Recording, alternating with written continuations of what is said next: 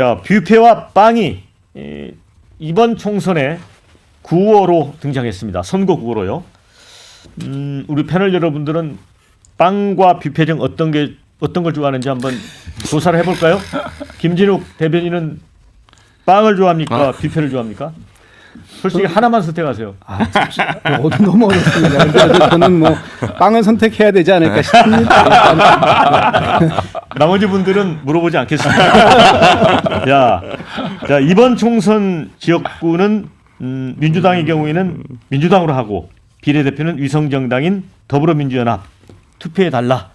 이게 이제 이른바 더불어 몰빵 구호입니다. 그런데 조국혁신당 대표가 여기에 뷔페론으로 응수했습니다. 자, 뷔페 가면 이제 여러 코너가 있잖아요. 뭐 육식 코너도 있고 뭐 채식 코너도 있고 그런 코너가 있는데 본인 취향에 맞게 선택하면 된다.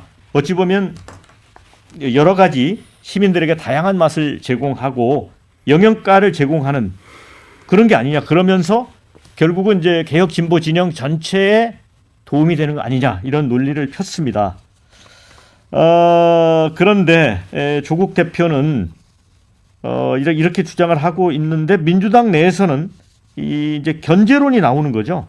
그래서 결국 이제 몰빵론으로 가는 건데, 자, 이거 김진욱 대변인 어떻게 보세요? 이거 자체는 처음에 조국 대표하고 이재명 대표가 만났을 때 그때는 이제 손을 맞잡고 함께 가자 이렇게 했잖아요. 그때는 조국 혁신당이 이렇게까지 지지가 나올지는 뭐 몰랐겠죠. 네. 근데 당연히 그렇지 않다고 하더라도 같은 곳을 바라보고 간다면 일정한 정도의 협력 관계는 유지하면서 갈 수 있는 거 아니냐 이렇게 이제 본 거죠. 그런데 이게 이제 그 선거가 당장 20여일 앞으로 다가오고 더불어민주당이 뭐 연동형 이 취지를 살려서 더불어민주연합이라는 비례정당을 만들었다면 당연히 더불어민주당은 더불어민주연합을 지지해 달라고 호소하는 게 사실 맞습니다.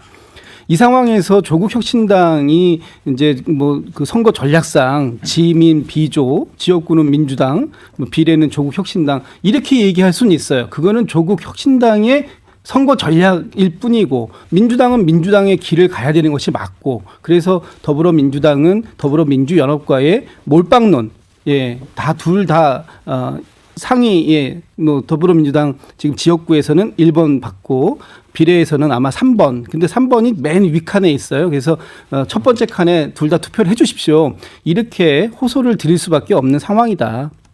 그것은 맞다.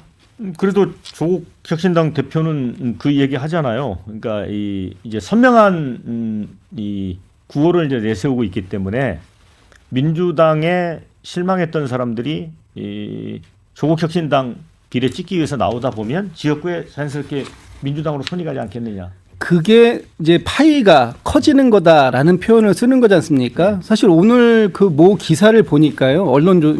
여론조사 기사를 보니까 지금 국민의힘의 위성정당이 한 35% 정도 나옵니다. 1등입니다. 그런데 민주당과 더불어민주연합의 정당이 하고 조국혁신당을 합치니까요. 훨씬 높죠. 거의 한 50에 육박합니다. 이게 뭐 지금 현재 이게 현상이거든요.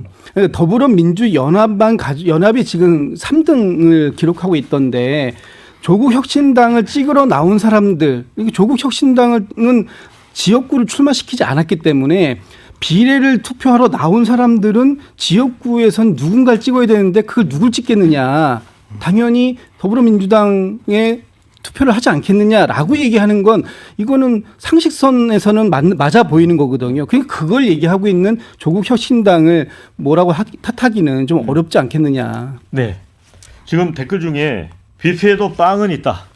이런 이제 글이 올라왔거든요. 그러니까 이분이 조국혁신당을 지지하는 분인지 잘 모르겠습니다. 그런데 김민수 대변인, 국민의힘에서 보면 이제 국민의 미래가 이제 위성 정당인데 지금 더불어민주당하고 조국혁신당이 뭐 뷔페니 빵이니 이렇게 서로 티격태격 하잖아요. 근데 그걸 웃고 즐길 일이 아닌 것 같아요. 아까 말한 대로 지금 합치면은 거의 50% 육박하잖아요. 네, 50% 육박하죠. 그리고 제가 이게 조국신당 처음 나와서 지지율이 이렇게 올라가고 그리고 이재명 대표가 조국신당을 살짝 안아주는 모습, 그때까지만 해도 지민비조 살짝 안아주는 모습이 보일 때 결국에는 동상이몽 5월 동주로 끝날 것이다라고 했는데 이게 지금 조국 신당이 살짝 중간에 머리를 한번 들었어요. 여기에 지민 비조에서 갑자기 비조 지민으로 이제 단어가 한번 바꿨죠. 바뀌었거든요. 그게 약간 빨리 들었죠. 그러니까 이거 민주당에서도 경계가 들어가기 시작한 겁니다. 그리고 지지율이 올라가기 시작하니까 그러면 지금 민주당 입장에서는 사실 조국이 이재명 대표 입장에서 나중에 추후에 경쟁자가 될지 어쩔지 모르는 상황인데 특히 지지자들이 바라볼 때 그렇죠. 이거 너무 과한데 할 정도로 지금 민주당 지지율을 앞섰단 말입니다. 근데 민주당이 지금 참 애매할 것 같아요. 조국 신당을 어떻게 하지를 못해요. 지금 상황에서. 왜냐하면 지금 조국 신당이 사실상 지금 재심에서 유죄 판결을 받은 자거든요. 그런데 이재명 대표는 더한 혐의들로 계속 조사를 받고 있어요. 이걸 공격하지도 참 못해요. 그것도 이제 조국 신당에서 보면은 또 여기에 4번의 신장식 같은 경우 전가 사범이잖아요. 근데 이것도 공격을 못해. 이재명 대표도 전가 사범이에요. 예. 그래서 이게 보면은 이게 지금 민주당이 이걸 어떻게 눌러보고 싶어도 눌러지지가 않는다. 뭔가 비판할 수 있는 논조 자체가 없다.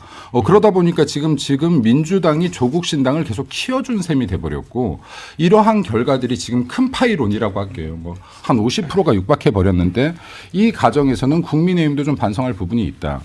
이 부분을 좀 초기에 진압이 분명히 필요한 부분이었는데 좀 대응이 늦었던 부분들도 있지만은 아직 선거 기간이 약 20일 남았다라고 하면 아직은 한두 번 정도 출렁거릴 시간이 남았다라고 봅니다. 그리고 제가 볼 때 이게 큰 파이가 되기는 됐는데 완전히 익은 파이가 아니다. 언제든지 줄어들 수 있는 여지가 있다라고 봅니다. 그러니까 허수가 들어있다라고 판단됩니다.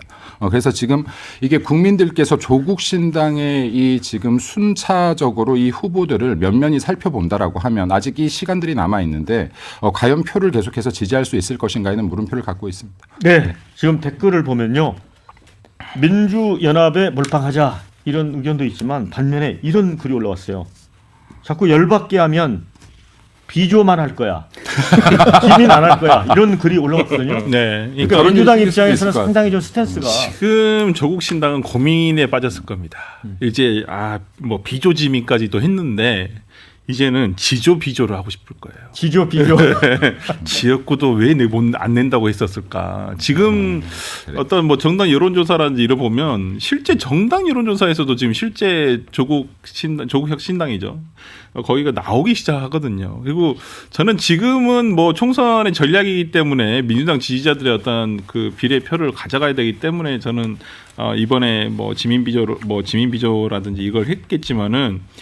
비조짐이 나오면서 결국에 총선 이후에 조국 대표가 어쩌면 이재명 대표와의 어떤 대권 구도에서도 그냥 말씀 그대로 경쟁 관계에 있을 수도 있다라는 생각이 들어요. 근데 두 분 다 지금 사법 리스크는 있습니다. 이제 조국 대표 같은 경우에는 만약에 그 항소심이 그대로 유지가 된다고 한다면 피선거권이 아무래도 5년 동안 제한되기 때문에 2027년도 대선에는 좀 출마하기가 현실적으로 어려운 부분은 있습니다만은 그건 본인도 충분히 알고 있을 거라 생각을 하고요. 뭐 그 다음을 노릴 수도 있는 것이고 그렇기 때문에 어찌됐든 간에 민주당으로서는 이 조국혁신당이 이 총선 이후에는 상당히 어찌 보면 걸림돌까지는 아니더라도 협력 관계라고는 하지만 그게 진정한 협력 관계일까라는 네. 좀 생각이 들어서 뭐 이번에 뭐 저는 조국 혁신당이 조국 대표가 어떤 정치를 시작하기 전에는 이건 옳은 정치 방법은 아니다라고는 했지만은 이미 시작한 이후로 나타나는 현상에 대해서까지 부정해서는 안 된다고 보거든요.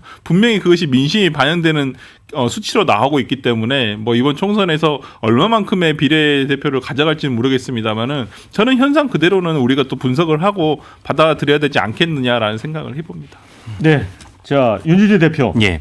댓글에 특이한 내용이 올라왔습니다. 예. 지국 비자 합시다. 이게 무슨 뜻인지 아세요? 지국 비자. 지역구는 국힘, 비례는 자유통일당. 어떻게 생각하세요? 그분의 취향은 존중하지만 현실적으로는 많이 그렇게 하시는 분은 없을 것 같습니다. 지국 비국 하겠죠. 예. 지난번 이제 친명의 이제 어떤 그러니까 비명 행사라고 하는 공천 논란 당시에 이 조국혁신당을 보면은 조국혁신당 지지층이 50대가 압도적으로 되게 많아요. 50대가 되게 많은 이유가 뭐냐면 바로 이 86세대와의 같이 인생을 걸어왔던 그 세대고 노무현 대통령, 문재인 대통령을 상당히 이제 그 좋아하는 세대. 하지만 아직까지는 이재명 대표에게 마음을 주기에는 아직은 마음이 선뜻 열리지 않은 그런 민주당 지지층이 대거 조국혁신당으로 몰려가면서 어떻게 보면은 민주당의 더 코어의 정통성은 조국혁신당으로 좀 많이 옮겨간 느낌이에요. 다만 국민의힘을 어부지리로 당선시키고 싶지는 않은 마음이기 때문에 지역구는 더불어민주당을 찍는 거죠. 그런데 저는 이 150일이라고 하는 숫자가 되게 중요한 측면이 있다고 보는 것이 이재명 대표 입장에서는 자력으로 더불어민주당 플러스 더불어민주연합 합쳐서 151석을 달성하지 못하면 조국 대표에게 결재를 받아야 되는, 일일이 결재를 받아야 되는 상황이 되는 거예요. 한 몇 석만 갖고 있어도 조국 대표의 눈치를 봐야 되고 협력 관계이긴 하지만 오히려 가불의 위치가 바뀔 수 있기 때문에 아마 이재명 대표는 자력으로 150일을 못 받는다고 한다면은 어떻게 보면 그것은 하나의 민주당 지지층으로부터의 심판의 성격이 있거든요. 그래서 상당히 그 부분에서 좀 불안감이 크지 않을까 이렇게 보고 있습니다. 네. 자, 그런데 이제 민주당 입장에서는 지금 뭐 민주당이 다시 이제 분위기가 좋아졌다고는 하지만 원내 일당이 안 되면 이제 국회의장직을 잃는 거잖아요. 뭐 국힘이나 민주당이나 마찬가지인데 이런 부분과 관련해서 지금 비례대표 투표를 놓고 이렇게 신경전이 벌어지는 게 그런 것들은 깔려 있다는 생각이 들고요. 예. 뭐 당연히 그럴 수 있습니다. 지금 가장 중요한 거는 원내 일당을 지키는 겁니다. 그게 과반이 되든 과반이 되지 않든 관계없이 원내 일당을 가지고 있다라는 것 자체가 그 전국의 주도권을 가져가는 거기 때문에 굉장히 중요한 것이고요.